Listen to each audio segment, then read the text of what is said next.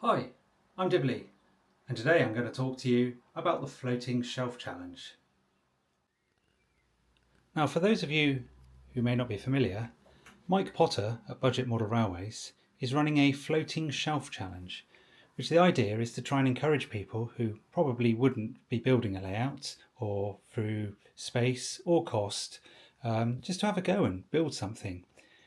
Now, I won't go through the finer details. Mike does that perfectly well on his video, and I will put a link to his video.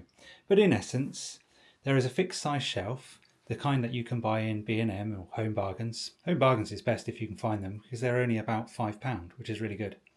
It's about 60 centimetres long, and I think it's about 23 or 22 centimetres wide. And you are allowed a little fiddle-stick, as Mike calls it, and I've adopted that phrase because I think it's perfect. It's not a fiddly yard, it is a fiddle-stick. There are a couple of rules. The scenic area mustn't exceed the shelf, you must have at least 1 point, and you must have at least 2 buildings, of which one of them I've already got. So I'm going to go for a small little quarry yard, or certainly the aggregate loader from a quarry yard, and I'm going to run live loads as well. So I have started a scratch build a little building here. It is actually laser cut with MDF, but it was built from a prototype which I just made from card and cut with a steel ruler and a sharp knife on a cutting board. So theoretically, there's nothing I've done here that I couldn't actually have done with careful measurement and straight lines. This has got a little hopper in there which can be moved up and down so that you can run the wagon in and out. And as you can see in there is a wagon in there. I've given it a bit of a test. You can see there's some dust in there, so it's going to be a limestone aggregate loader. Let's just slide these out of the way.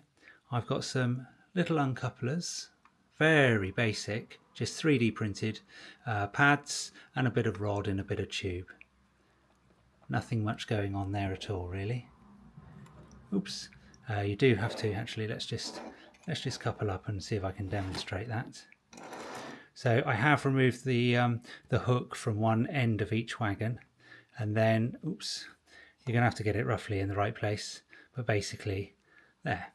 That's done it. That's lifted one, and then we can roll the loco out, and obviously the loco will have its hooks removed as well. So we also have wire in tube for the point control because there doesn't need to be very much. There will be a building back here eventually. There will be a building there to hide all of that. It'll be viewed from the other side, obviously. And there's only one set of power that comes in. It's powered on the points, so all tracks will be fed depending on which way the point blade is. The fiddle-stick will be powered through the fish plates. They're just about grabbing in there.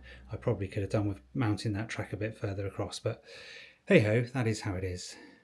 And that is pretty much how it is. There's the power supply in, just a cheap power supply and a cheap Chinese pulse width modulation controller in there in a 3D printed enclosure. And that is pretty much it. So we'll have some buildings, we'll have some scenics. I've got to sort of kind of put this on hold. I got this far, but I need to kind of stop because I do have Chatham, which I have to prepare Shelley sidings for.